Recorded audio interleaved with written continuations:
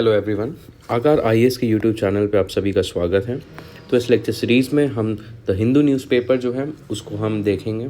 उसका हम न्यूज़ और एडिटोरियल एनालिसिस करेंगे और हम देखेंगे जो अलग अलग एग्ज़ाम्स होते हैं, जैसे यूपीएससी के एग्ज़ाम्स होते हैं, आपका स्टेट पीसीएस के एग्ज़ाम्स होते हैं, उसमें से हम उन एग्ज़ाम्स को अप्रोच करने के लिए हम इस न्यूज़पेपर से क्या क्या चीज़ें एक्सट्रैक्ट कर सकते हैं।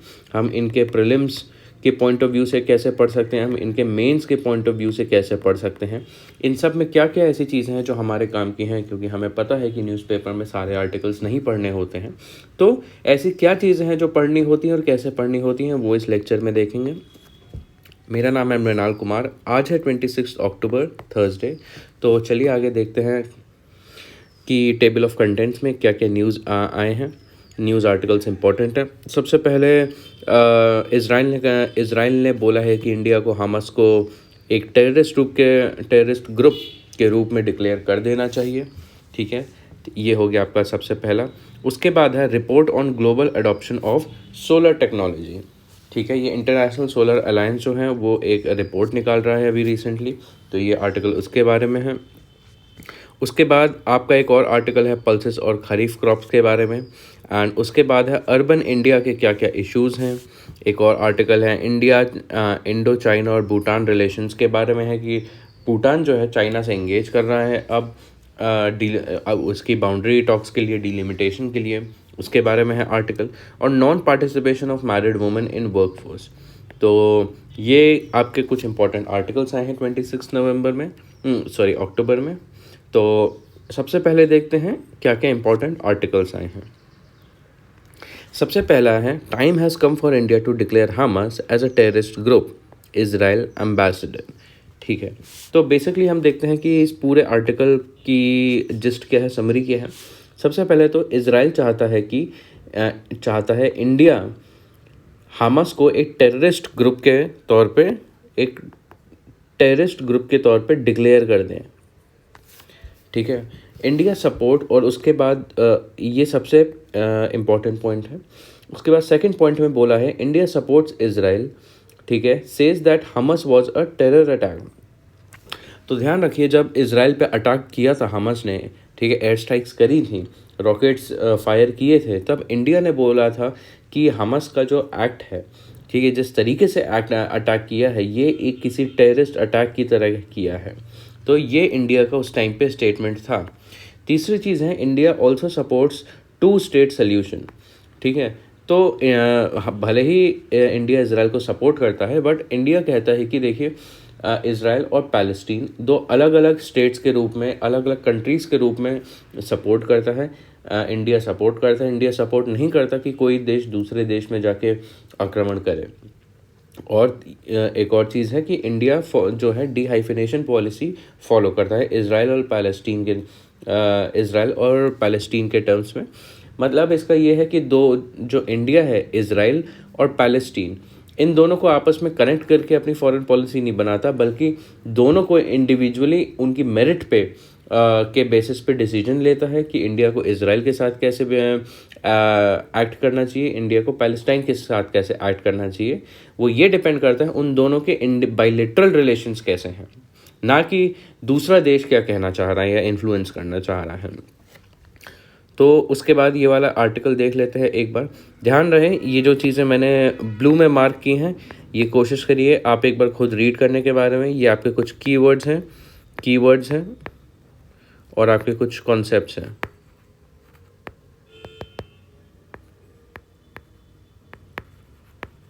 ठीक है, तो सबसे पहले देखते हैं Israeli ambassador Naor Gilon said here on Wednesday क्या, कि इंडिया को डिक्लेयर करना चाहिए Hamas as a terrorist group.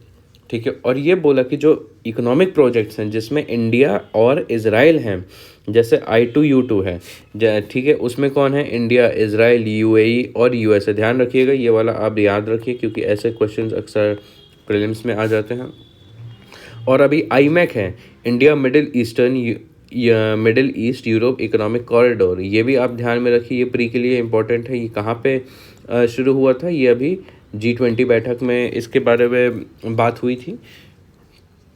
ठीक है, उसके बाद इस आर्टिकल में इज़राइल कहता है कि इंडिया जो है एक काफ़ी क्लोज एलाई है, काफ़ी स्ट्रॉन्ग फ्रेंड है इज़राइल का, ठीक है। और इंडिया की एक मॉरल वॉइस है, जो इंडिया कहता है उसके पीछे एक मोरालिटी है, एक नैतिकता होती है, ठीक है। और इंडिया जो है, इंडिया को खुद टेररिज्म का एक बहुत डीप एक्सपीरियंस है, ठीक है। तो इसलिए इंडिया को कहीं ना कहीं इज़राइल को सपोर्ट करना चाहिए और बोलना चाहिए, इस पूरे ग्लोबल प्लेटफॉर्म पे बोलना चाहिए कि जो हमास है वो एक टेररिस्ट ग्रुप है।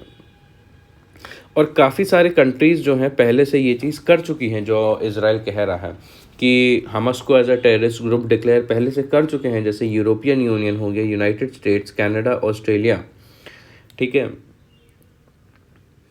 एंड उसके बाद वही जो हमने आपसे बात करी थी कि इंडिया ने अक्टूबर 7 को डिक्लेयर किया कि जो हमास ने अटैक किया है वो एक टेरर अटैक है, ठीक है। और इंडिया ने ये भी बोला है कि इंडिया जो है 2 स्टेट सॉल्यूशन को सपोर्ट करता है। जो पैलेस्टीनियंस हैं उनके लिए अलग कंट्री होनी चाहिए और इजरायली के लिए अलग कंट्री होनी चाहिए।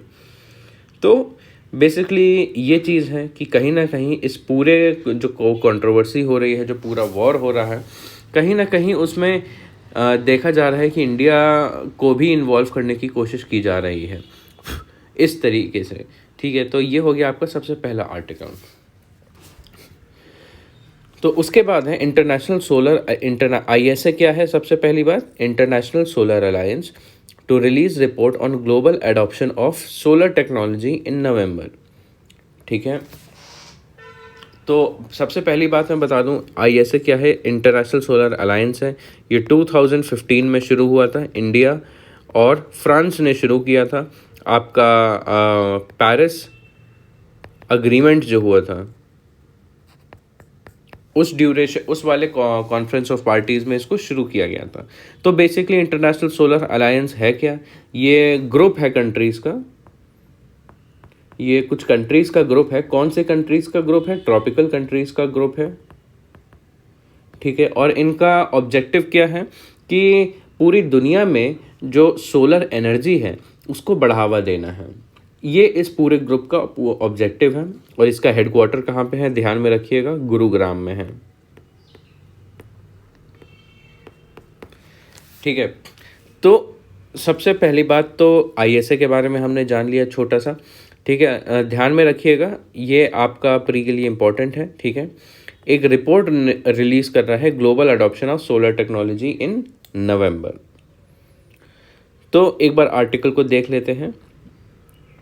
इंटरनेशनल सोलर अलायंस के बारे में सबसे पहले बताया है इस वाले पार्ट में कि इंटरनेशनल सोलर अलायंस क्या है। 116 देशों का समूह है और इनका काम क्या है, ऑब्जेक्टिव क्या है कि accelerate the global adoption of solar technology.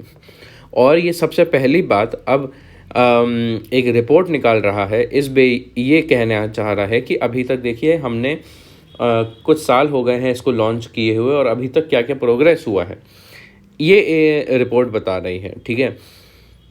And उसके बाद बात किया है, countries are expected to give an account of the actions taken, ठीक है। इस रिपोर्ट से हमें पता क्या चलेगा कि कंट्रीज़ ने क्या क्या अभी तक एक्शन लिया है, और अगर एक्शन अभी तक नहीं लिया है तो आगे चल के वो और क्या एक्शन लेंगे। बेसिकली ये जो पूरी रिपोर्ट है that is a road map, ठीक है, रोड मैप एंड एक टाइप से रिपोर्ट कार्ड। इस तरीके से आप इस रिपोर्ट को देख सकते हैं, ठीक है। The global stocktake follows from the Paris Agreement signed in 2015, ठीक है। एंड उसके बाद है, ये कब रिलीज़ होगा, आपका मिड नवंबर में रिलीज़ होगा। तो ठीक है, ये इस पूरे पार्ट में बात की जा रही है कि ये रिपोर्ट क्या है और ये रिपोर्ट कब होगी। अब यहाँ पे देखिए कुछ डेटा है। ये डेटा क्या बताता है, 2020 में ये डेटा बेसिकली आपको बताता है कि सोलर एनर्जी में कहाँ कब कितना इन्वेस्टमेंट हुआ है। 2020 में लगभग $300 बिलियन का इन्वेस्टमेंट हुआ है और 2022 में $380 बिलियन का इन्वेस्टमेंट हुआ है। तो ऑलमोस्ट 2 साल में हुआ है आपका $80 बिलियन का एडिशन हुआ है ग्लोबल सोलर इन्वेस्टमेंट में, ठीक है। अब इंटरनेशनल सोलर अलायंस के बारे में और बताया है कि इसको ऑपरेट कौन करता है, मोस्टली इसको हेड कौन करता है, इंडिया, फ्रांस करता है, ठीक है। एंड इसकी अभी 6th एनुअल मीटिंग कब होगी, अभी दिल्ली में होगी, ठीक है। और जो मीटिंग होगी अभी दिल्ली में, उसका मेन ऑब्जेक्टिव क्या होगा कि अफ्रीका में जो है सोलर एनर्जी को और बढ़ावा दिया जाए, कि अफ्रीका में हम इस चीज़ को कैसे बढ़ा सकते हैं। और इसके लिए ग्लोबल सोलर फैसिलिटी स्टार्ट की है। ध्यान रहे, ब्लू हाईलाइट में आपके कीवर्ड्स हैं, तो उनको आप ध्यान से कहीं नोट कर लीजिएगा, ऐसे कीवर्ड अक्सर प्रीलिम्स में पूछे जाते हैं। तो ग्लोबल सोलर फैसिलिटी बनाई गई है अफ्रीका में सोलर एनर्जी को प्रमोट करने के लिए, जिसका एम क्या है, आपका सोलर इन्वेस्टमेंट को बूस्ट करना और further west Asia, Latin America और कैरेबियन में बढ़ावा देना। उसके बाद एक और चीज़ लॉन्च करेंगे, global solar fund facility launch करेंगे, जो कि फंड प्रोवाइड करेगा, ठीक है। अब इसके बारे में और कुछ डेटा दे रखा है यहाँ पे, ठीक है। Solar photovoltaic installation globally touched 1133 gigawatts as of 2022 with 191 gigawatt added in 2022, ठीक है। नियरली अ फोर्थ और 350 megawatt is installed in China which is not even a member of ISA। और India ranks among the top 5 countries in globally with 62 gigawatt. तो इस data को आप directly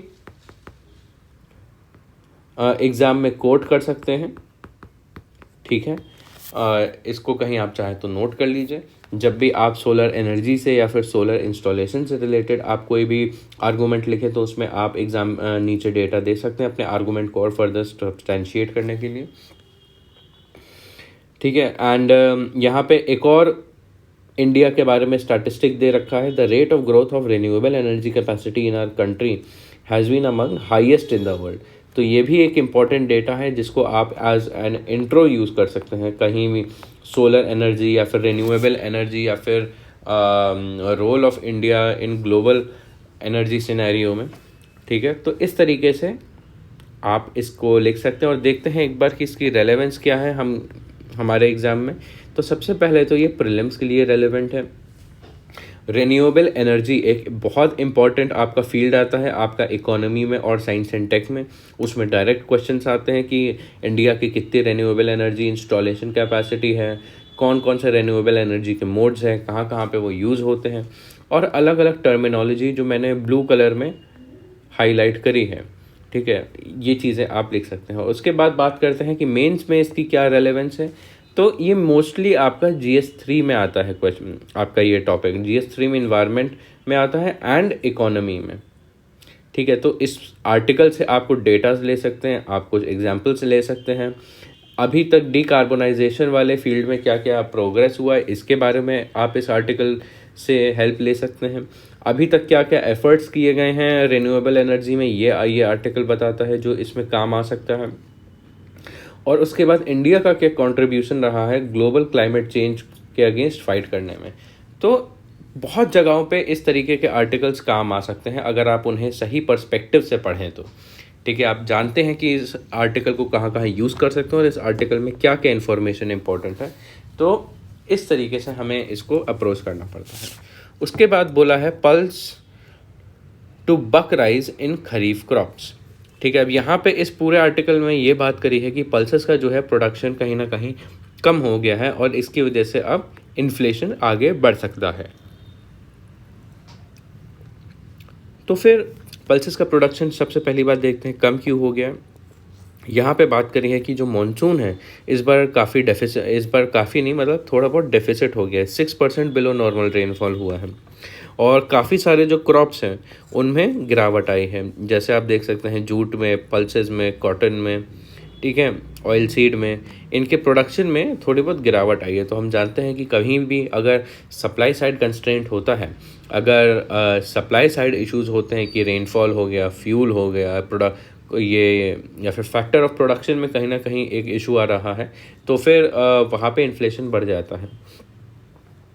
यहाँ पे बात करिए the pulse output is expected to drop to range of 6.9 to 7.3 million tons compared with 8.24 million tons in 2021 to 22। तो obvious सी बात है, बारिश कम होगी तो क्रॉप्स जो हैं वो सही से उगेंगे नहीं, तो सही से उगेंगे नहीं तो उनका यील्ड कम होगा, यील्ड कम होगा तो प्रोडक्शन कम होता जाए। और ध्यान रहे ये आपका जो डेटा है, इस डेटा को आप यूज़ कर सकते हैं। क्या लिखा है, the total food grain production expected to be in the range of 158 टू 162 मिलियन टन्स। ठीक है, तो बेसिकली ये आपका आर्टिकल है। जनरली एग्रीकल्चर जो है, एग्रीकल्चर की अगर बात करें,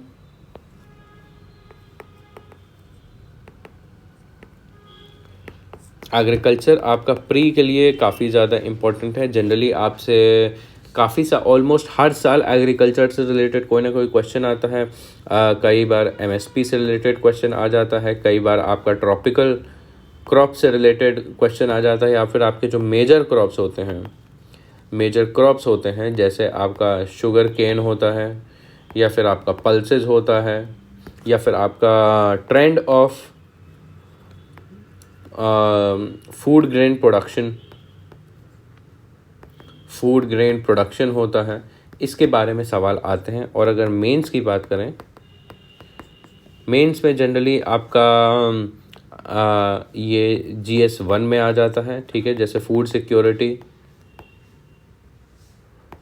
सिक्योरिटी हो गया, क्लाइमेट चेंज हो गया।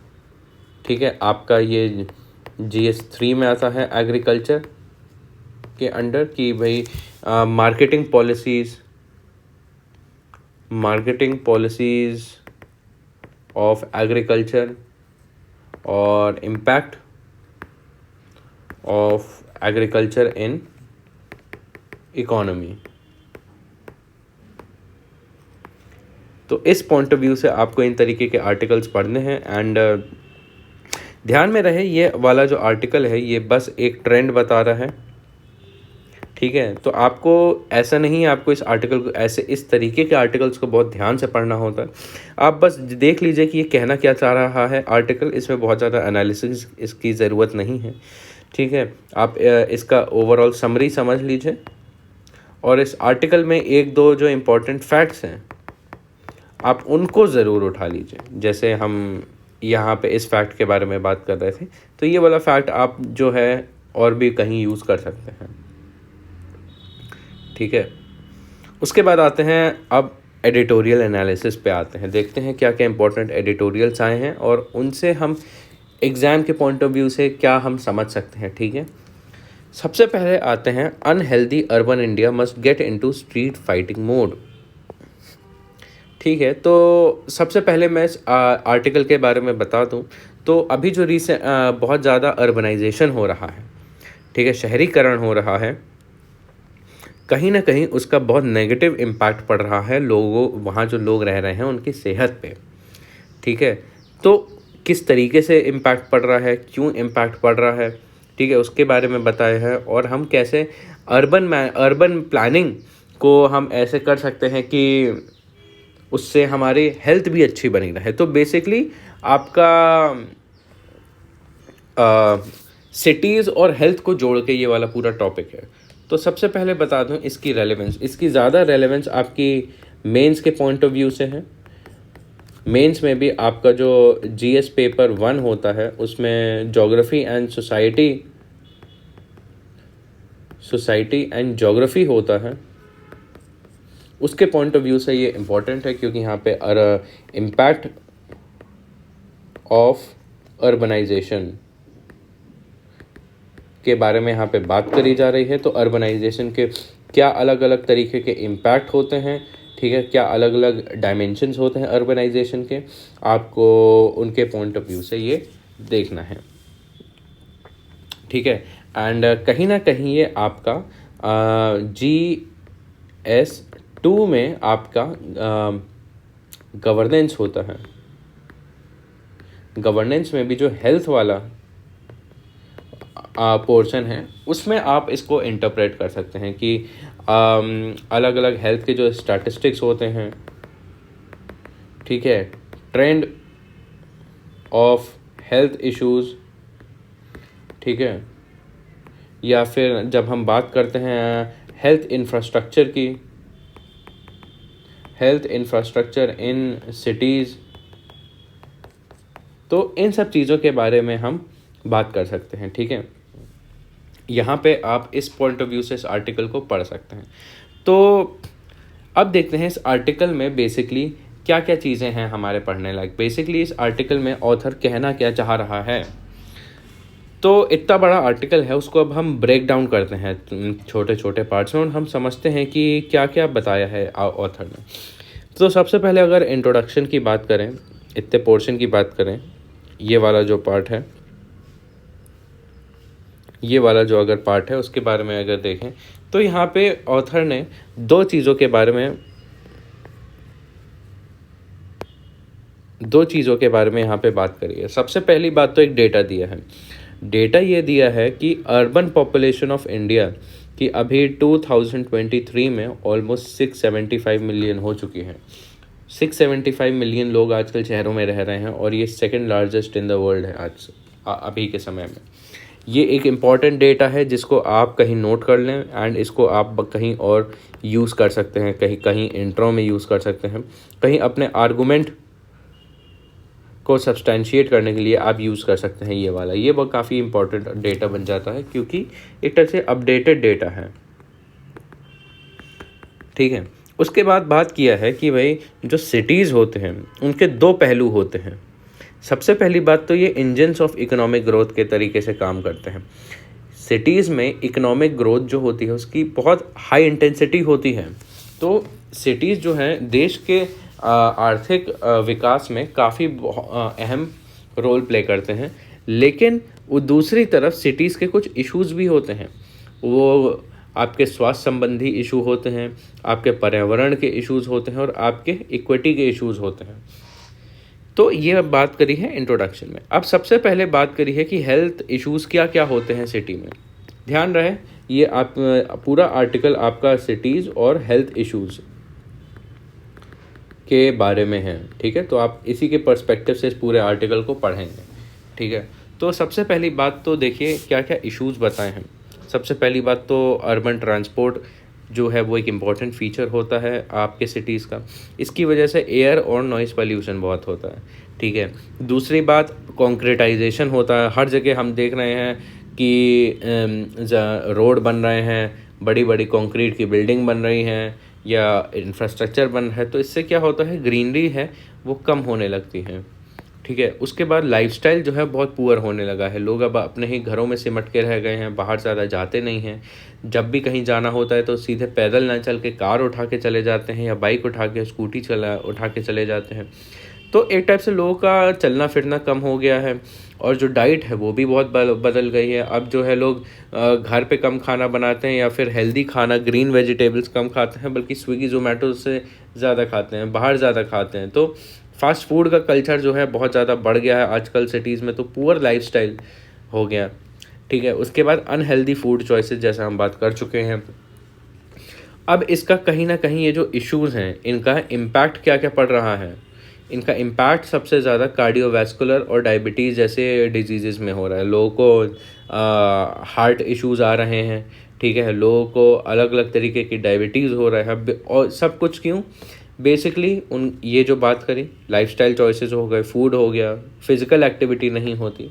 तो ये एक बहुत बड़ी समस्या है। इसके अलावा हेल्थ इश्यूज़ में देखिए तो रेस्पिरेटरी इश्यूज़ और बढ़ने लगे हैं। रेस्पिरेटरी इश्यूज़ होने लगे हैं लोगों को, ठीक है। अस्थमा जैसी बीमारी होने लगी है एंड और भी कई तरीके के इश्यूज़ होने लगे हैं अब सिटीज़ में लोगों को। तो अब एक दूसरे पॉइंट के बारे में बात करी है सिटीज़ और हेल्थ के बारे में। क्या क्या सबसे पहले सिटीज़ में एस्पेक्ट्स क्या क्या होते हैं, एस्पेक्ट्स क्या क्या होते हैं हेल्थ के। सबसे पहले तो सिटीज़ में ह्यूमन हेल्थ का एस्पेक्ट आता है, वेलबींग का एस्पेक्ट आता है और इक्विटी का एस्पेक्ट आता है, ठीक है। ये तीनों चीज़ें आती हैं हेल्थ की। और ऐसे क्या क्या फैक्टर्स हैं जो सिटीज़ में जो आपकी हेल्थ पे इम्पैक्ट डालते हों, आपकी सेहत पे से संबंध रखते हैं। ऐसे कौन कौन से अलग अलग फैक्टर्स हैं देखिए। सिटी में रह के आप क्या खाना खाते हैं, ये इसका आपकी हेल्थ पे इम्पैक्ट पड़ता है। सिटी में कौन सी ऊर्जा का इस्तेमाल हो रहा है, आपका फॉसल फ्यूल इस्तेमाल हो रहा है या फिर आपका सोलर एनर्जी यूज़ हो रहा है। फॉसल फ्यूल यूज़ होगा तो आपका एयर पोल्यूशन होगा, आपका PM2.5 रिलीज़ होगा, आपका सल्फ़र एमिशंस होंगे, आपके नाइट्रोजन एमिशंस होंगे, उससे आपकी हेल्थ पे बहुत नेगेटिव इम्पैक्ट पड़ेगा। ट्रांसपोर्टेशन या मोबिलिटी क्या है कि आप लोग कार्स यूज़ कर रहे हैं, लोग सिटी में कार ज़्यादा यूज़ कर रहे हैं या फिर सिटीज़ में टहल रहे हैं, ज़्यादा चल के जा रहे हैं या फिर बाइसिकल यूज़ कर रहे हैं। हाउसिंग कैसी है, बहुत क्राइम्ड अप हाउसिंग है, स्लम्स में रह रहे हैं, जो लोग स्लम्स में रहते हैं उन्हें भी हेल्थ इश्यूज़ रहते हैं इंडोर पोल्यूशन की वजह से, या फिर अच्छे ओपन हाउसेस में रह रहे हैं। कितना ग्रीन इंफ्रास्ट्रक्चर है आपके सिटी में, कैसी वाटर सप्लाई है, क्या clean water supply, regular water supply और हाइजीनिक वाटर सप्लाई है कि नहीं। वेस्ट मैनेजमेंट कैसा हो रहा है, क्या ओपन डंपिंग हो रही है वेस्ट की, क्या मतलब वेस्ट प्रोसेसिंग फैसिलिटीज़ हैं बहुत अच्छी अच्छी। तो इन सारी चीज़ से जो आपके ये ऑलमोस्ट 7 फैक्टर्स हैं, 1 2 3 4 5 6 7 फैक्टर्स हैं, ये आपकी हेल्थ पे डायरेक्ट इम्पैक्ट डालते हैं। तो कहीं ना कहीं अगर हमें सिटीज़ में लोगों की हेल्थ पे ध्यान देना है, अगर उनकी सेहत अच्छी बनानी है, तो कहीं ना कहीं इन सारे फैक्टर्स को मिला जुला के हमें अर्बन प्लानिंग और अर्बन पॉलिसीज़ बनानी होंगी। इस बारे में बात करी है ऑथर ने। उसके बारे में बात करी है कि जो अर्बन इंफ्रास्ट्रक्चर है, ठीक है, वो कहीं ना कहीं हमारा कॉलोनियल लेगेसी से आता है। जो अर्बन इंफ्रास्ट्रक्चर है वो कहीं ना कहीं हमारा ब्रिटिश पीरियड द्वारा इस्टेब्लिश किया गया है, उनके द्वारा प्लान किया गया है, और आज भी हम उन्हीं के प्लान के हिसाब से ही अपने सिटीज़ को डेवलप कर रहे हैं। अब इससे कहीं ना कहीं आज के समय में इश्यूज़ आते हैं। देखिए, जो ब्रिटिश प्लानिंग थी वो उस समय में ब्रिटिशर्स के पर्पस को फुलफ़िल करती थी, तो उनके हिसाब से सही थी। लेकिन आज जो है समय बदल गया है, लोगों के ऑब्जेक्टिव्स बदल गए हैं, नए नए इश्यूज़ आ गए हैं, तो उसके हिसाब से आज के समय में अर्बन प्लानिंग सूटेबल नहीं है। इससे क्या क्या इश्यूज़ आते हैं कि लोग ब्रिटिश प्लानिंग के हिसाब से सेग्रीगेटेड रहते हैं, सेपरेटेड रहते हैं एक दूसरे से, एंड इससे भी काफ़ी सारे अलग अलग तरीके के हेल्थ इश्यूज़ आते हैं, जैसे स्लम्स हो गया, ठीक है, या फिर एक टाइप से कह लीजिए पॉश कॉलोनी हो गई, या फिर एक मिडिल क्लास सेटलमेंट हो गया, या फिर कोई वर्कर सेटलमेंट हो गया। सारे अलग अलग तरीके से सेपरेटेड रहते हैं और हर जगह कहीं ना कहीं कोई ना कोई इशू आता है। इस बारे में ऑथर ने बात करी है। अब इसने बात करी है कि आज के समय में हमें क्या ज़रूरत है, ठीक है। आज के समय में हमें ज़रूरत है कि हम जो कॉलोनियल लेगेसी है उससे दूर हटें और एक नया फ्रेमवर्क अपनाएं। नया फ्रेमवर्क क्या, जैसे हम अब अर्बन प्लानिंग में SDG सस्टेनेबल डेवलपमेंट गोल्स का फ्रेमवर्क हम अपना सकते हैं।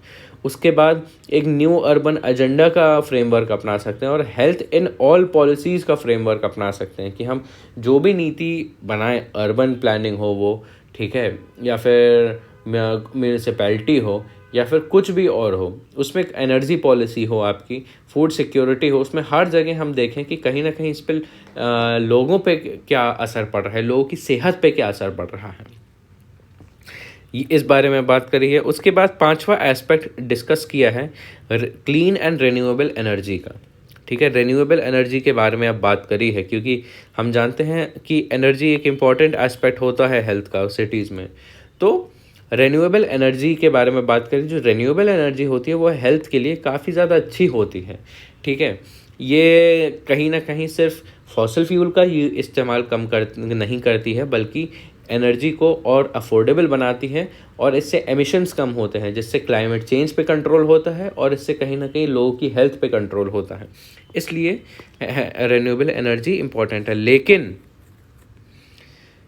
जब हम रिन्यूएबल की एनर्जी की बात करें तो कहीं ना कहीं इसके साथ ही हमें जो फूड की पॉलिसीज़ हैं, मोबिलिटी की पॉलिसीज़ हैं, ग्रीन इंफ्रास्ट्रक्चर की पॉलिसीज़ हैं, उनको ध्यान में रख के रिन्यूएबल एनर्जी को लाना चाहिए। अगर हम इससे डिटैच कर देते हैं, ठीक है, तो कहीं ना कहीं एक टाइप से पॉलिसी मिसमैच होता है, ठीक है। एक टाइप से कोऑर्डिनेशन चाहिए होता है हमें अलग अलग पॉलिसीज़ के बीच में, ठीक है। एंड अगर हम ऐसा नहीं करते हैं तो पॉलिसी चाहे कितनी भी अच्छी हो, उसका इम्पैक्ट हमेशा लिमिटेड, एक कम दायरे का इम्पैक्ट रहता है। अब फॉर एग्जाम्पल अगर यहाँ पे एक एग्जाम्पल की बात करें, ऑथर ने एक एग्जाम्पल दिया है यहाँ पे, जो पुअर डाइट होती हैं, क्या कहते हैं, उससे काफ़ी ज़्यादा हेल्थ इश्यूज़ होते हैं। ठीक है, इस आर्गूमेंट को कैसे एग्जाम्पल में देख सकते हैं कि जैसे अगर किसी सिटी में लोगों की हेल्थ इश्यूज़ हैं तो हम कैसे सल्यूशन कर सकते हैं, कुछ नई नई चीज़ें हम बना सकते हैं। क्या, कैसे कोई नो कार जोन बना दे, कुछ एरिया जहाँ पे कार जा ही ना सके। ठीक है, वॉकवेज और बनाए कि हम जानते हैं कि जैसे अभी रोड्स हैं, रोड के बगल में वॉकवे होते हैं, लोग वॉकवे कम ही इस्तेमाल करते हैं और रोड पे ज़्यादा चलते हैं, साइकिल से, मोटरसाइकिल से, बाय आपकी कार से। तो उनको ना कम करके वॉकवेज आपके जो साइड में जो चलने वाले रास्ते होते हैं उनको प्रमोट करें, साइकिल ट्रैक्स को प्रमोट करें। तो मान लीजिए किसी सिटी में अगर इस चीज़ पे ध्यान दिया जाता है तो उसका क्या होता है, इससे फिज़िकल एक्टिविटी को बढ़ावा दिया जाता है, लोगों को बढ़ावा दिया जाता है कि आप कारों से नहीं, आप चल के जाइए, और अगर लोग ज़्यादा चलेंगे तो उनकी सेहत भी अच्छी होगी और इससे और भी फ़ायदे होंगे, जैसे आपका ट्रैफिक कम होगा, आपका पोल्यूशन लेवल कम होगा शहर में। तो इस तरीके से आप एक एग्जांपल दे सकते हैं कि लोगों की अगर पुअर डाइट है तो पुअर डाइट की वजह से जो हेल्थ इश्यूज़ फेस कर रहे हों, आप सिर्फ शहरों का डिज़ाइन अच्छा बना के लोगों की हेल्थ को अच्छा कैसे कर सकते हैं, इस बारे में यहाँ पे बात करी है। उसके बारे में बताया है कि जो करंट मॉडल है इंडियन सिटीज़ का, उसमें आप कहीं ना कहीं इसको बहुत अच्छे से लागू नहीं कर सकते हैं। फॉर इंस्टेंस, जैसे हम जानते हैं आजकल इंडिया में अगर आप पैदल जाएं, ठीक है, या फिर आप साइकिलिंग करते हैं तो वो हज़ार्डस होता है, एक्सीडेंट होने के बहुत ज़्यादा चांसेस होते हैं, रोड अच्छी नहीं होती है, ठीक है, ट्रैफिक जैम्स बहुत अच्छे होते हैं। तो जब इकोसिस्टम ही ऐसा है तो हम चाहे कितनी भी अच्छी पॉलिसी अडॉप्ट कर लें, उसका अच्छा रिज़ल्ट नहीं मिलता है। ठीक है, अब उसके बाद यहाँ पे बात करी है current model of urban policy के बारे में कि क्लीन एनर्जी ट्रांजिशन हमारे शहरों में हम पेट्रोल से हटके, डीजल से हटके या फिर कोल से हटके जो हम solar energy, wind energy, biofuel में हम आ रहे हैं, उससे रिलेटेड अर्बन पॉलिसी को जोड़ के बताया है। क्या, फोकस ऑन ये जो हम ट्रांजिशन कर रहे हैं, जो हम बदलाव कर रहे हैं एनर्जी में, जिस बदलाव से हमारी हेल्थ पे भी अच्छा इफेक्ट आता है, तो कहीं ना कहीं हमारा फ़िलहाल फोकस सिर्फ एयर पोल्यूशन को कम करना है। ठीक है, एयर पोल्यूशन को कम करना है और कहीं ना कहीं एयर पोल्यूशन को हम हेल्थ से जोड़ते हैं। तो हमारा ये मानना है कि अगर हम क्लीन एनर्जी ट्रांजिशन करेंगे, सोलर एनर्जी लाएंगे, तो उससे एयर पोल्यूशन कम होगा और उससे लोगों की हेल्थ सुधरेगी। लेकिन ये एक टाइप से लिमिटेड अप्रोच है, अच्छा है बट और भी अच्छा हो सकता है। कैसे कि हम एनर्जी को तो डाइवर्सिफाई करें, एनर्जी को तो ट्रांजिशन करें, लेकिन इसके साथ ट्रांसपोर्ट ऑप्शन और भी बढ़ा लें। ठीक है, मान लीजिए हम अब सोलर एनर्जी से चलने वाली कार्स को यूज़ कर रहे हैं, इलेक्ट्रिक व्हीकल्स को यूज़ कर रहे हैं, अच्छी बात है, हमने फॉसिल फ्यूल को कम कर दिया, लेकिन साथ ही साथ हमें अब साइकिलिंग को प्रमोट करना चाहिए, वॉकिंग को प्रमोट करना चाहिए, क्या कारपूलिंग को प्रमोट करना चाहिए। एक टाइप से इससे जो हेल्थ बेनिफिट होंगे वो इससे और भी ज़्यादा वाइड होंगे, लिमिटेड नहीं होंगे। और इससे क्या होगा, इससे last mile governance, last mile connectivity भी होगा कि जो हम पॉलिसीज़ बना रहे हैं उससे सीधे सीधे जो आम नागरिक है, जो सबसे गरीब व्यक्ति है, कहीं ना कहीं उसको भी डायरेक्टली फ़ायदा होगा इसको। और स्वाभाविक सी बात है, इन सब चीज़ों से हमारे इकोनॉमिक बेनिफिट्स तो होंगे। तो जिस्ट ऑफ द आर्टिकल क्या है कि हमें एक ऐसी अर्बन पॉलिसी की ज़रूरत है जो कि लोगों की सेहत पे भी और ज़्यादा ध्यान दे। ठीक है, इस बारे में ये पूरा आर्टिकल है। तो सबसे इसके बारे में मैं रेलेवेंस तो आपको बता ही चुका हूँ, ये इसकी हो गई रेलेवेंस। और देखते हैं अब अगला आर्टिकल क्या है। उसके बाद है कि वार्मिंग टाइज कि इस आर्टिकल के बारे में सबसे पहले मैं आपको एक ब्रीफ बता दूँ कि अभी रिसेंटली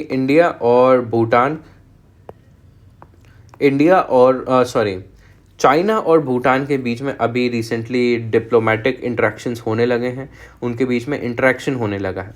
ठीक है, किस चीज़ को लेके सबसे पहले बाउंड्री टॉक्स, क्योंकि हम जानते हैं कि जो भूटान है उसके साउथ में डायरेक्टली इंडिया को इंडिया बाउंड्री में आता है और नॉर्थ में चाइना आता है, ठीक है। और ये भी हमें पता है कि भूटान और चाइना वहाँ पे भी बॉर्डर इश्यूज़ हैं।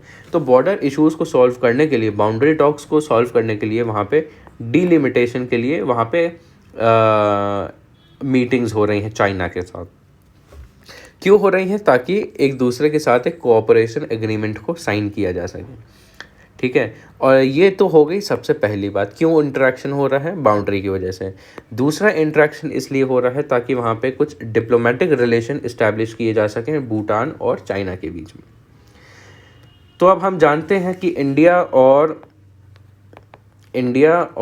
भूटान ये आपकी एक स्पेशल रिलेशनशिप को फॉलो करते हैं, ठीक है। एक टाइप से कहीं ना कहीं इंडिया जो है भूटान के साथ बहुत क्लोज रिलेशन रखता है, बहुत ही ज़्यादा क्लोज, कि भूटान को प्रोटेक्ट करने का ऑब्लिगेशन है इंडिया को, और इंडिया को अगर भूटान को किसी भी चीज़ की ज़रूरत पड़ेगी तो इंडिया का ऑब्लिगेशन है कि इंडिया उसको फुलफ़िल करे और भूटान का जो कोऑपरेशन है उसको सिक्योर करे। भूटान जो है इंडिया की नेबरहुड फर्स्ट पॉलिसी के पर्सपेक्टिव में भी काफ़ी इम्पोर्टेंट होता है, और सारे नेबर्स में से सिर्फ भूटान है जिसने अभी तक हमेशा इंडिया को मतलब अनकंडीशनल सपोर्ट ऑलमोस्ट हर सिचुएशन में दी है। तो कहीं ना कहीं इंडिया के लिए भूटान बहुत ज़्यादा ज़रूरी है, लेकिन अब भूटान जो है चाइना से डायरेक्टली इंटरेक्ट कर रहा है, और हम जानते हैं इंडिया और चाइना की नहीं बहुत अच्छी बनती है काफ़ी सारे टर्म्स में, जैसे बॉर्डर हो गया, जैसे आपका डिफेंस हो गया, और जैसे इकोनॉमिक फील्ड में जो है काफ़ी ज़्यादा ट्रेड डेफिसिट हो गया, ठीक है। तो कहीं ना कहीं क्या ये आर्टिकल एक्सप्लोर करता है कि क्या ये कहीं ना कहीं इंडिया के लिए चिंता की बात है कि नहीं, कि अब भूटान चाइना से बात कर रहा है। क्यों ऐसा है? क्योंकि इंडिया जो है भूटान के साथ एक यूनिक रिलेशनशिप फॉर्म करता है। भूटान जो है इंडिया पे डिपेंडेंट है अभी तक, ठीक है। दूसरी बात ये, अभी भूटान के पास डोकलाम एक जगह है आपका नॉर्थ ईस्ट में, ठीक है, वहाँ पे अभी स्टैंड ऑफ हुआ था कुछ साल पहले, ठीक है। तो कहीं ना कहीं एक टाइप से चाइना ने सीधे एक्शन किया था इंडिया के अगेंस्ट, ठीक है। तो इस पॉइंट ऑफ व्यू से अगर भूटान इंडिया के साइड में रहता है तो इंडिया को कहीं ना कहीं एक बफर जोन मिल जाता है, सेंस ऑफ सिक्योरिटी रहती है। बट अगर अब भूटान भी चाइना के पास जाने लगेगा, चाइना से क्लोज होने लगेगा, तब इंडिया के सिक्योरिटी के लिए हो सकता है इश्यूज़ आए। तो ये सारे आर्गूमेंट्स जो है ये वाला आर्टिकल डिस्कस करता है, ठीक है। ये बात करिए कि अभी भूटान फॉरेन मिनिस्टर गए हैं चाइना में इन सब चीज़ों के बारे में बात करने, ठीक है। इनका काम क्या है? बाउंड्री डिलिमिट करना है, बाउंड्री इश्यूज़ को सॉर्ट करना है, ठीक है, और इसके साथ डिप्लोमेटिक रिलेशंस को करना है। उसके बाद बात किया है इंडिया और भूटान की स्पेशल रिलेशनशिप होती है, और भूटान ने ये चीज़ बताई है कि भूटान ऐसा कोई डिसीजन नहीं लेगा जो कि इंडिया के इंटरेस्ट के अगेंस्ट होगा। ये एक ध्यान में रखने वाली चीज़ है। तो कहीं ना कहीं भूटान भी इस चीज़ को समझता है कि भूटान की क्या इम्पोर्टेंस है इंडिया के लिए। तो भले ही चाइना के साथ इंडिया की नहीं बनती एंड वो चाइना के साथ इंटरेक्ट कर रहा है, बट स्टिल वो डिसीजन ऐसे ही लेगा कि इंडिया को उससे नेगेटिव इम्पैक्ट ना पड़े। तो चैलेंजेस की बात करी है यहाँ पे, वही जैसे डोकलाम कॉरिडोर के बारे में बात करी, ठीक है। एंड यहाँ पे बात करी है चाइनीज़ डिप्लोमेटिक प्रेजेंस अब हो सकता है भूटान में हो, तो कहीं ना कहीं हो सकता है इससे न्यू दिल्ली के इंटरेस्ट हो सकता है कि उनको कहीं ना कहीं कॉम्प्रोमाइज़ हो, उसके बारे में एक्सप्लोर किया है। तो यही सारी चीज़ें हैं इस पूरे आर्टिकल में। ये आर्टिकल आपका अगर रेलेवेंस की अगर बात करूं तो सबसे पहले ये आर्टिकल आपका आता है GS2 में, इंटरनेशनल रिलेशन में।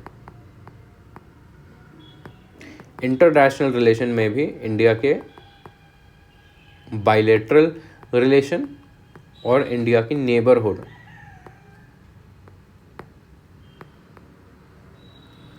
आपकी जो नेबरहुड फर्स्ट पॉलिसी है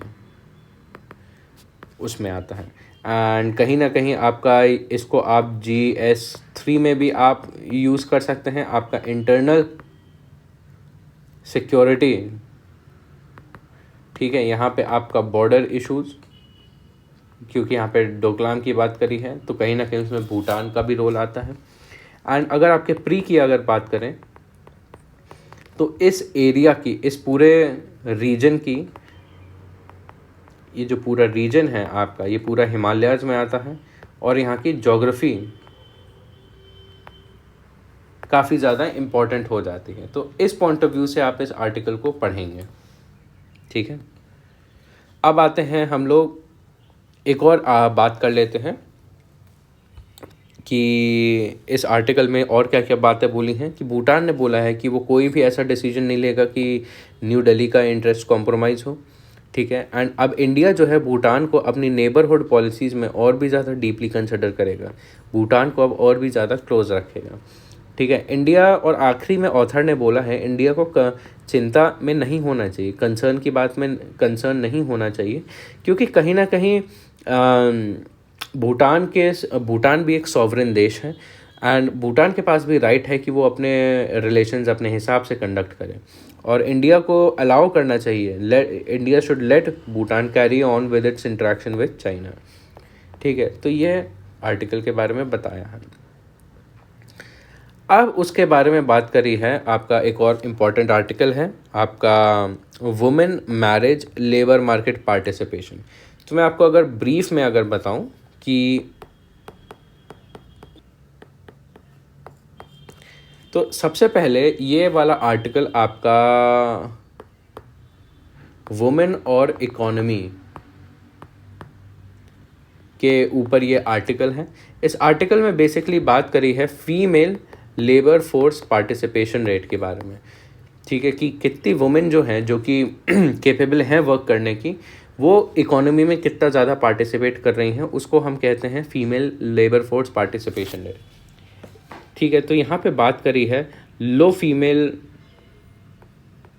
पार्टिसिपेशन रेट के बारे में और कैसे मैरिड वुमेन जो होती हैं, जो मैरिड वुमेन होती हैं उनका फीमेल LFPR पर्टिकुलरली कम होता है। तो ये क्यों होता है और इसके क्या सल्यूशन हो सकते हैं, इन सब चीज़ों के बारे में इस पूरे आर्टिकल ने बात करी है। तो अब अगर देख लें इस आर्टिकल की रेलेवेंस के बारे में,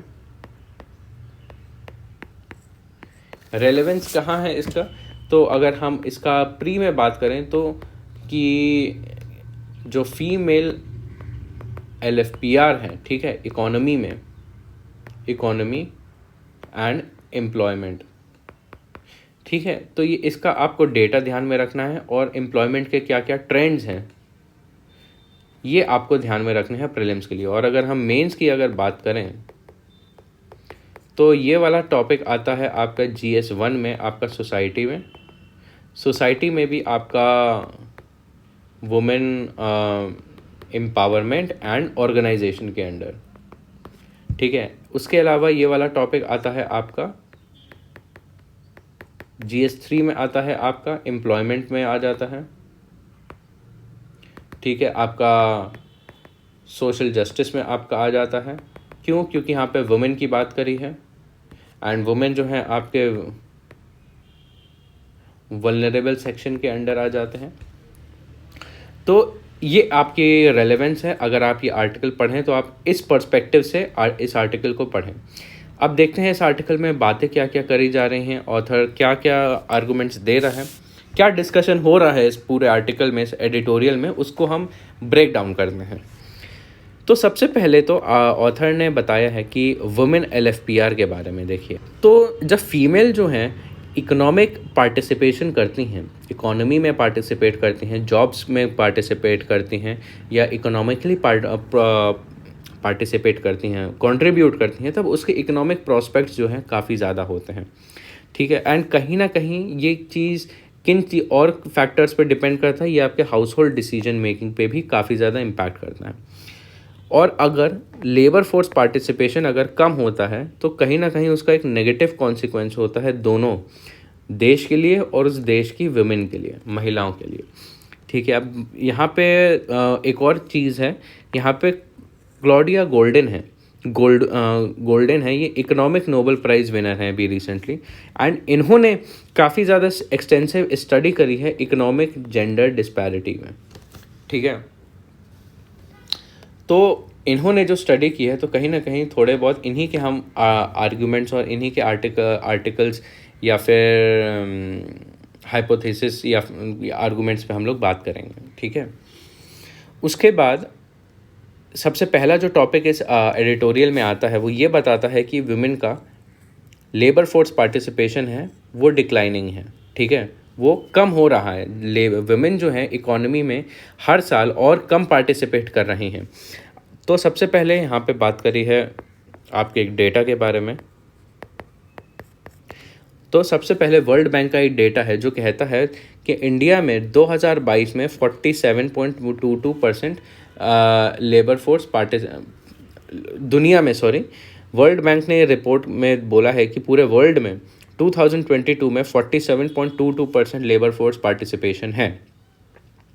एंड ये जो डेवलपिंग कंट्रीज़ हैं उनमें और ज़्यादा कम होता जा रहा है हर साल, ठीक है। देखिए, पहली बात, सबसे पहले ये वैसे भी 50% से कम है, ठीक है, और डेवलपिंग कंट्रीज़ जो आगे कंट्रीज़ बढ़ रही हैं उनमें कम होता जा रहा है, तो ये एक टाइप से चिंता का विषय हो गया। उसके बाद अब अगर हम labour force participation rate India में अगर बात करें, ये तो हम वर्ल्ड की बात कर लिए, अब अगर हम इंडिया की अगर बात करें तो 1990 में लेबर फोर्स पार्टिसिपेशन जो फीमेल्स का था वो था हमारा 28%, ठीक है, और 2022 में और भी ज़्यादा कम हो गया है, ये हो गया है 4% कम हो गया है। तो बढ़ने के बजाय उल्टा कम ही हो रहा है। तो जहां हम अपने कंट्री में बोल रहे हैं कि यूथ को और ज़्यादा पार्टिसिपेट करना चाहिए, हमारी कंट्री में डेमोग्राफिक डिविडेंड है, इसको और बढ़ावा दिया जा रहा है, लोगों को पुश किया जा रहा है कि वो लोग इकोनॉमी में और जॉब्स ढूंढें, इकोनॉमी में पार्टिसिपेट करें, उसी सिनारियो में हमारे देश की जो महिलाएं हैं वो और कम पार्टिसिपेट कर रही हैं इकोनॉमी में। तीसरा एस्पेक्ट बताया है मैरिड वुमेन का, कि मैरिज के बाद जो है जो लेबर फोर्स पार्टिसिपेशन है, कि जो महिला पहले जॉब करती थी लेकिन मैरिज के बाद वो जॉब करना बंद कर देती हैं, जो इसकी वजह से क्या होता है कि जो लेबर फोर्स पार्टिसिपेशन रेट होता है वो और डिक्लाइन होने लगता है। उसके रीजंस क्या होते हैं? रीजंस क्या होते हैं कि सबसे पहले तो उनका एजुकेशन का स्तर कम होता है, उनकी मोबिलिटी कम होती है, वो इधर उधर आसानी से नहीं आ जा सकती, फैमिली की कुछ रिस्पॉन्सिबिलिटीज़ होती हैं उनके ऊपर, और सोसाइटल डिसअप्रूवल्स होते हैं। सोसाइटी महिलाओं को कहती है कि उन्हें क्या करना चाहिए, उन्हें क्या नहीं करना चाहिए, क्या काम वो कर रही हैं वो अच्छा है या क्या नहीं अच्छा है। तो कहीं ना कहीं इससे ये मेजर फैक्टर्स होते हैं कि मैरिज के बाद जो है लेबर फोर्स पार्टिसिपेशन रेट कम होने लगता है। इससे क्या होता है कि जो वुमेन पहले इकोनॉमी में कंट्रीब्यूट कर रही थी, पहले सैलरी अर्न कर रही थी, ठीक है, पहले जॉब कर रही थी, वो अब जॉब से एग्जिट करने लगती हैं, ठीक है।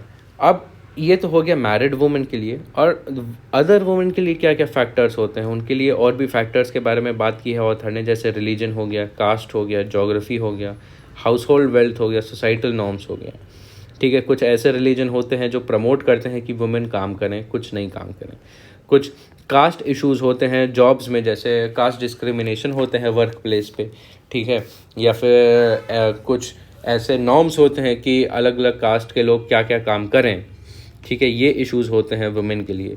जोग्राफिकल इश्यूज़ होते हैं, कुछ रिमोट और इनएक्सेसिबल एरियाज़ जो होते हैं, पहाड़ी एरियाज़ हो गए या फिर जो काफ़ी बीहड़ इलाके हो गए या जंगल वाले इलाके हो गए, वहाँ पे जल्दी से जॉब्स में नहीं पार्टिसिपेट कर सकती हैं वुमेन। हाउस होल्ड वेल्थ की अगर बात करें, कई बार ऐसा देखा गया है जो कि काफ़ी ज़्यादा हाई और वेल्दी लोग होते हैं, वेल्दी फैमिलीज़ होती हैं, उनमें वुमेन को इनकरेज नहीं किया जाता है कि वो काम करें, जबकि जो पुअर फैमिलीज़ होती हैं वहाँ पे देखा जाता है कि जो वुमेन होती हैं वो काम करती हैं मेन के साथ। उसके बाद आता है सोसाइटल नॉर्म्स की वुमेन, वही जो हमने बात की सोसाइटल डिसअप्रूवल्स कि सोसाइटल नॉर्म्स की अगर बात करें कि वुमेन को क्या करना चाहिए, वुमेन जनरली कुछ ऐसे जॉब्स होते हैं जिनको कहा जाता है कि ये मेन के लिए होते हैं, कुछ ऐसे जॉब्स होते हैं जो कन्वेंशनली बोला जाता है वुमेन के लिए होते हैं। तो रिस्ट्रिक्ट कर दिया जाता है जेंडर रोल्स को वर्क प्लेस पे। अब उसके बात करी है कि मैरिड वुमेन के लिए इकोनॉमी में क्या क्या चैलेंजेस होते हैं। ठीक है, तो अगर चैलेंजेस की बात करें कि सबसे पहले अलग अलग चैलेंजेस जो हैं, सबसे पहले होता है preference for a particular employment. ठीक है, मैरिड वुमेन जो शादी के बाद प्रेफर करती हैं कि एक ऐसा एम्प्लॉयमेंट मिले जहाँ पे फ्लेक्सिबिलिटी हो, अपनी मर्ज़ी के हिसाब से वहाँ पे काम कर सके, अपनी कन्वीनियंस के हिसाब से काम कर सकें। तो कुछ ही ऐसे आपकी जॉब्स होती हैं जो इस पर्टिकुलर क्राइटेरिया को फुलफ़िल करें, तो उनका जो स्कोप होता है वर्क का वो और कम हो जाता है। फ्लेक्सिबिलिटी क्यों? क्योंकि काफ़ी सारे रिस्पॉन्सिबिलिटीज़ होती हैं। ठीक है, और इंडिया की अगर बात करें तो काफ़ी ज़्यादा सिचुएशन डायनेमिक होती है। ठीक है, इसलिए उसके बाद जेंडर एसिमेट्रिकल प्रोफेशनल कॉस्ट्स। ठीक है, कि कुछ जॉब्स में जो है उनके हिसाब से जो वुमेन हैं उन पे ज़्यादा इन्वेस्ट करना पड़ता है। ठीक है, it is more costly to hire women than man, कुछ ऐसे नोशंस होते हैं। ठीक है, ये जो नोशन होते हैं कई बार ये गलत भी होते हैं, तो ये कई बार इश्यूज़ के तौर पे बन जाते हैं कि कई बार जो कंपनीज़ होती हैं, कॉरपोरेट्स होती हैं, वो वुमेन को हायर नहीं करती हैं क्योंकि उन्हें पता है कि काफ़ी ज़्यादा वुमेन जो है लीव्स लेंगी आगे चल के, जैसे मैटरनिटी लीव्स हो गई, एंड उनके रोल्स भी काफ़ी लिमिटेड होंगे, उनको कई बार फील्ड पे नहीं भेज पाएंगे, या फिर टाइप ऑफ वर्क जो होगा वो नहीं उनके हिसाब से अप्रोप्रिएट होगा, तो उनके प्रोफेशनल कॉस्ट बढ़ जाती हैं, तो वो वुमेन को हायर नहीं करते हैं, स्पेशली मैरिड वुमेन को। ये एक टाइप का इशू बन जाता है। Impact on social status. ठीक है, कि जो अपर क्लास वुमेन होते हैं उनको स्ट्रिक्ट सोशल स्टैंडर्ड फॉलो करते पड़ते हैं और डोमेस्टिक रोल्स पे उनको लिमिटेड रहना पड़ता है, तो इससे उनका एम्प्लॉयमेंट कम हो जाता है, इससे उनकी वर्किंग अपॉर्चुनिटीज़ कम हो जाती हैं। जबकि लोअर क्लास वुमेन में, मैरिड वुमेन में देखा गया है कि they are more incline to work. क्यों? क्योंकि पॉवर्टी का रीज़न होता है वहाँ पे। ठीक है, गरीबी का रीज़न होता है। जब पैसा नहीं होता है तब they are also compelled to go out and work.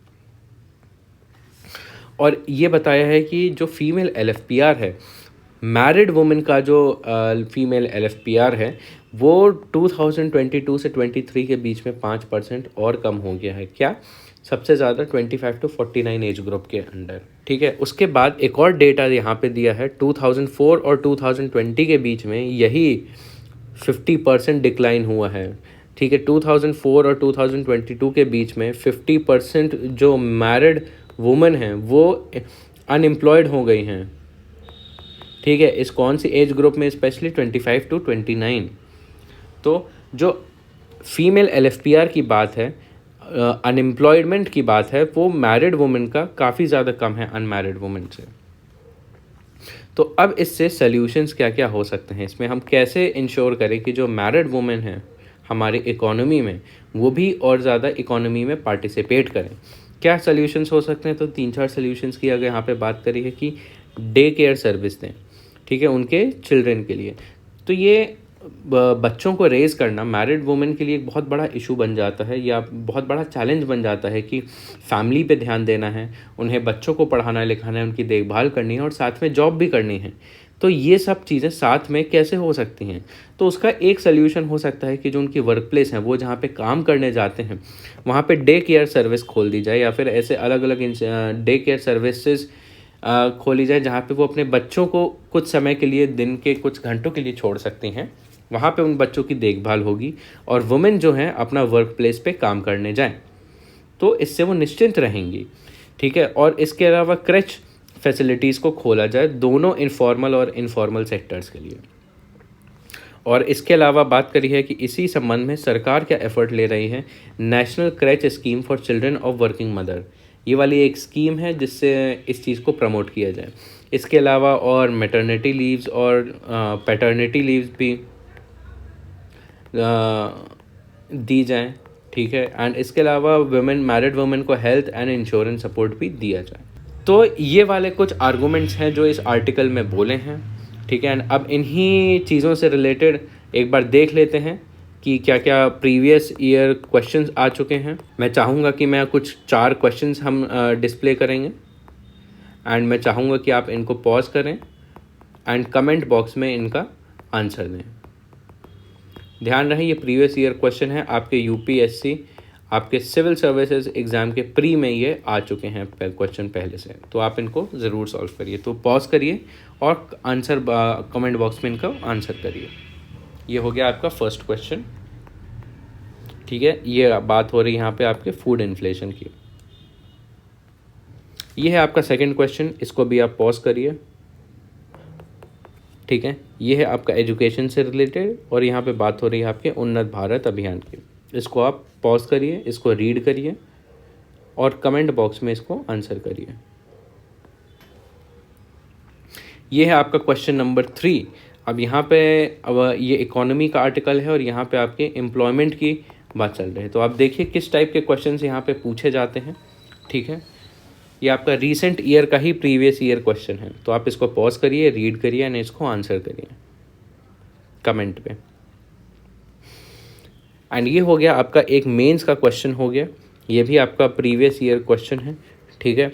यहाँ पे पूछा गया है, does urbanisation lead to more segregation और marginalisation of the poor in metropolises, ठीक है। ये हो गया आपका 250 वर्ड्स और 15 मार्क्स का क्वेश्चन। आप इसको कोशिश करिए अटेम्प्ट करने की एंड इसको आप आंसर के तौर पे आप इसको कमेंट बॉक्स में आप लिख सकते हैं। अगर आप पोस्ट करते हैं तो आपका एवेल्युएशन भी कर दिया जाएगा।